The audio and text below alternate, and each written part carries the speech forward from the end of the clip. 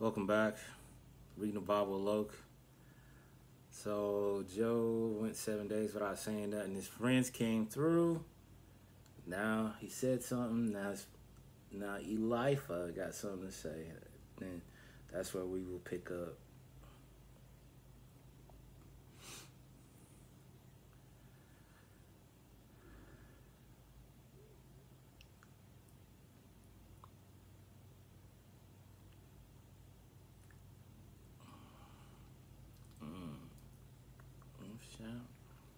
If we dare to converse with you, will you be impatient or offended?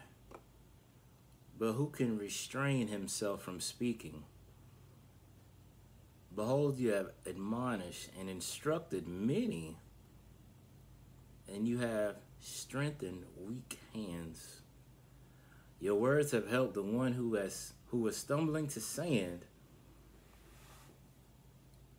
and you strengthen feeble knees. But now adversity comes upon you, and you are impatient and intolerant.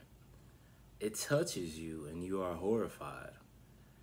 Is not your fear of God your confidence? And is not the integrity and uprightness of your ways your hope? Remember now who, being innocent, ever perished, or where and in what circumstances were those upright and in right standing with God destroyed. As I have seen, those who plow wickedness and those who sow trouble and harm harvested.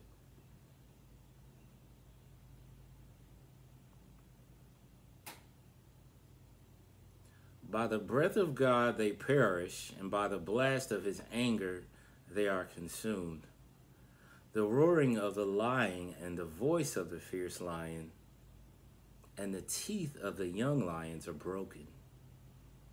The lion perishes for lack of prey, and the cubs of the lioness are scattered. Now a word was secretly brought to me, and my ear received a whisper of it. Amid disquieting thoughts from the visions of the night, when deep sleep falls on men, dread and trembling came upon me, which made all my bones shake. I'm trying to think if I had an all my bones shake moment. Not up top. Not up top. Yeah, I can handle that later.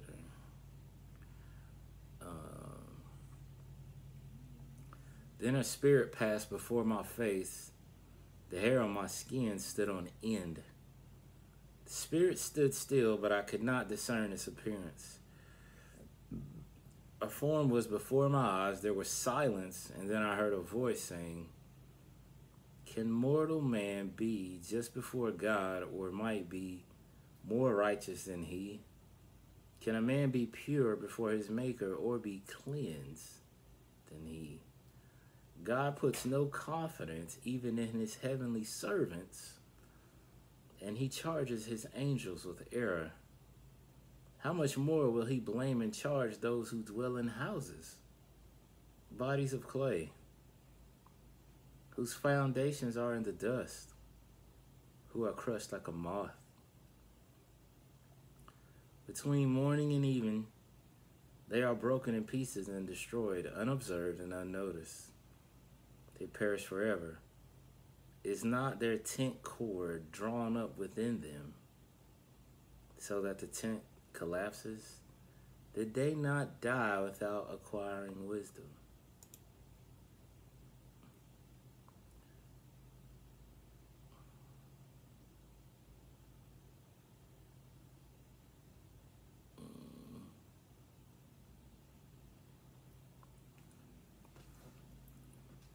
Call now. Is there anyone who will answer you?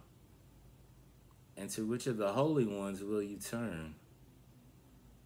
For anger slays the foolish man, and jealousy kills the simple. Naive. I have seen the foolish taking root and outwardly processing, but I curse his dwelling immediately, for his destruction was certain. His children are far from safety and included in the father's ruin. They are oppressed and crushed in the court of justice in the city's gate, and there is no one to rescue them.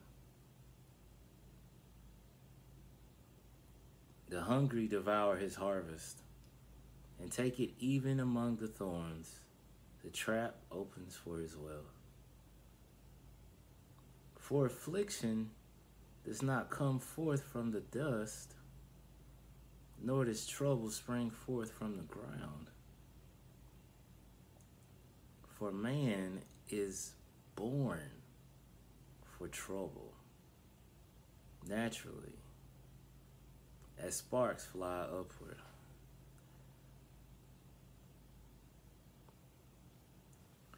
As for me, if it were me, Job, I would seek God and inquire of him, and I would commit my cause to God, who does great and unsearchable things, marvelous things without number. He gives rain upon the earth and sends waters upon the fields, so that he sets on high those who are lowly, and he lifts to safety those who mourn. I would use that.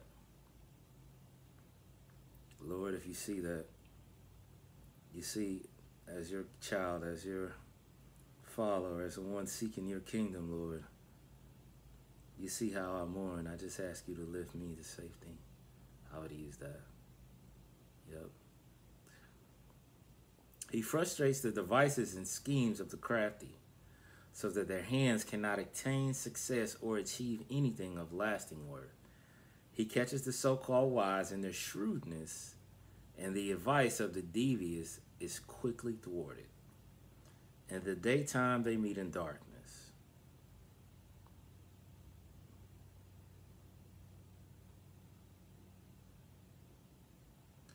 In the daytime they meet in darkness.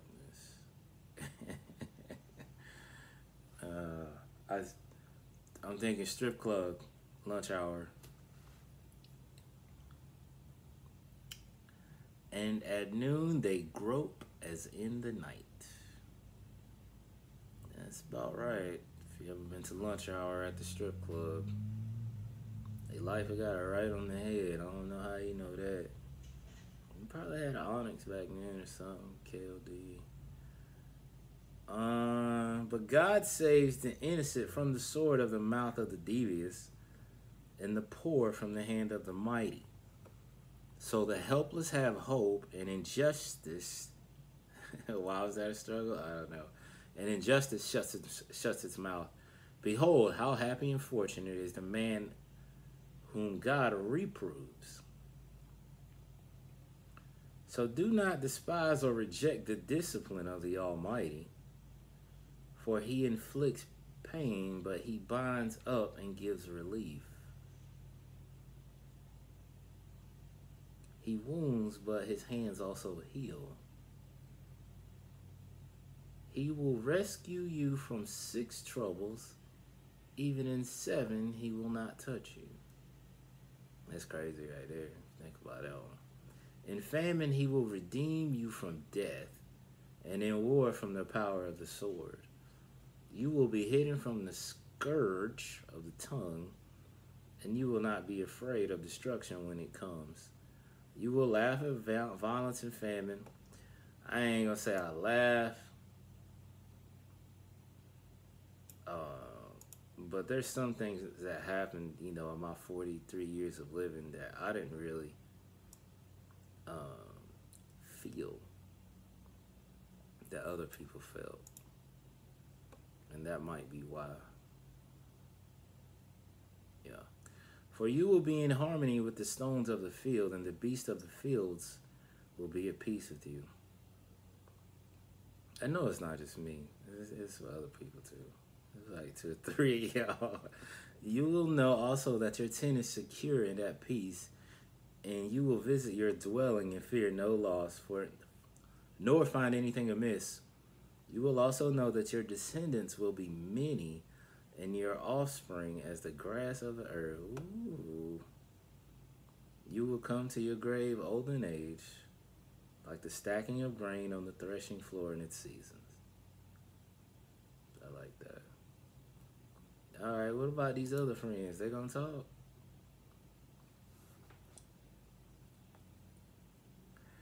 Okay, cool. So we'll pick that back up on the next day. Until then, thanks for tuning in, for reading the Bible with Loke. One day at a time, guys.